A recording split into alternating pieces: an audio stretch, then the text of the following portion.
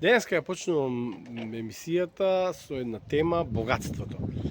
Се наоѓам на територијата на почетоците на фудбалот, ќе направам една компарација со тоа, каде што ќе ги видите например во неколку секунди најбогатите фудбалски клубови. Не ви ги посетуваат најбогатите менаџери и соработуваат со најголемите агенции. И што е она интересно следно.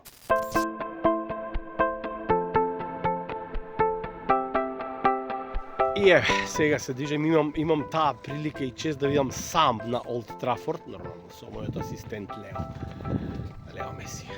И една прекрасна атмосфера за да ја почнеме денешната епизода за богатството.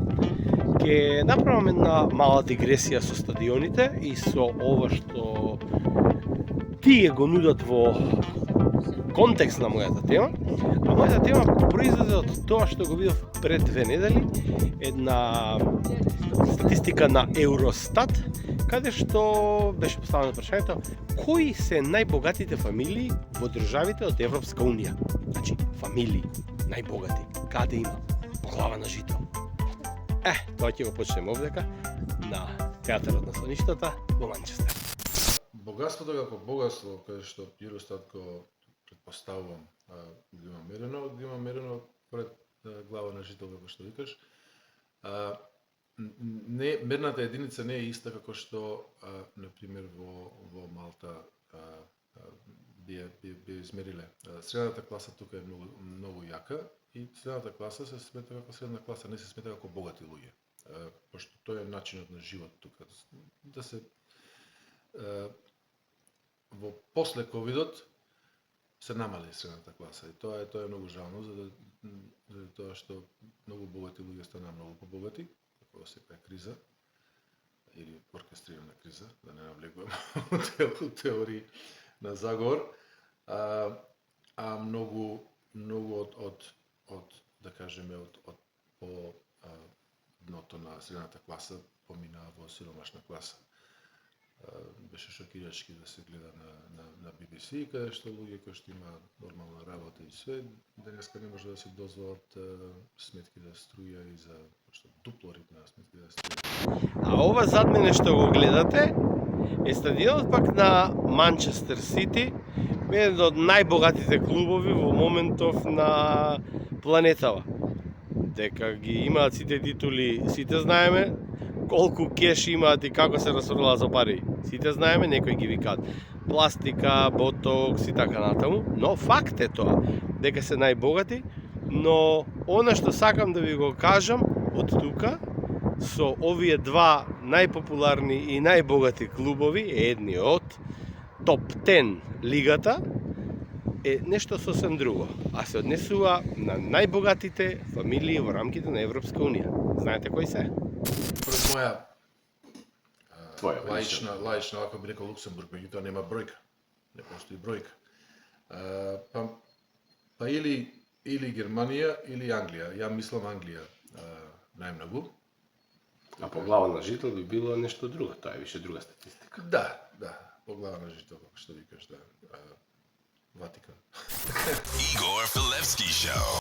Јован Ристов, во контекст на муабетот кој што го прави, кој што ја фаќам темата, е овде на лице место, ти си можеби најелоквентен да кажеш, бидејќи си... Па да, затоа што си тука веќе втора деценија, повеќе од многу години, 2 децении не се малку. Скоро 3. Да, пардон, 3 децении. Децата ти се тука родени, го живеат тој британски стил, принципи, правила, култура.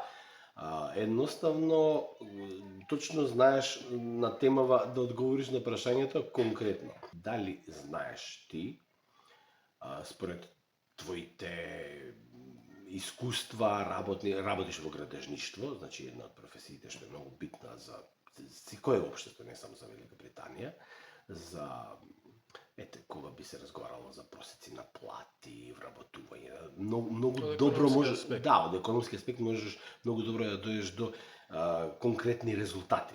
Значи има увид во тоа многу повеќе, многу полесно. Кои се најбогатите фамилии во рамки на Европа или ајде, иако сте надвор од Европска унија, веќе сепак сте во конект со Европска унија и ден денеска, на било кој начин. Си размислили некогаш во Англија, Велика Британија, Лондон е точката на светот, се случува без Лондон и ден денеска Европска унија не може да функционира. И се уште и јас мислам дека Лондон е и финансискиот центар на планетава. Што мислиш од овој аспект? Спомна градежништво. Градежништвото е мотор на било која економија во било која држава. Пошто градежништвото не е цигла и малтер само. Градежништвото е дури и гумичките на чешмите. Значи тоа е целен синџир на индустрии кои што зависат од градежништвото. И државата Англија, како и сите други држави во светот, тоа го препознаваат, пошто меѓутоа градежништвото е и најслабо платена гранка. Меѓутоа опфаќа толку голем спектрум на луѓе. Значи, без разлика дали се едуцирани или не едуцирани, значи може би единствена гранка која што може да има и неедуцирани луѓе и сепак да имаат пристоен начин на живот. И тука веќе влегува тоа и луѓе си наоѓаат место и влегуваат во некоја средна класа на живење. Иако е најслабо платена.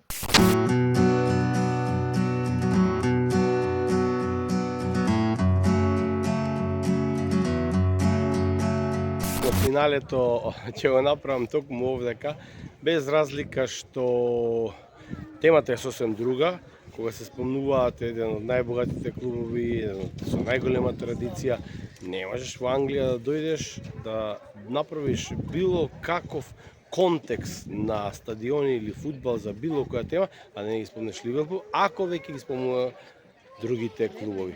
Оваа трибина, коп зад мене, таа е најпознатата во светот меѓу навијачите. Без разлика што сум барселониста и што сметам дека е еден од најголемите и најдобрите клубови на планетава, Ливерпул секогаш зазема многу големо и важно место во историјата на светскиот фудбал. Токму овдека, од Ливерпул, од Енфилд, ве поздравувам со ова интересна тема во која што направив убава комбинација за контекстот кој што сакав да ви го презентирам. Најбогатите фамилии во рамките на Европска унија. Чао! Friday, 8 p.m. New podcast.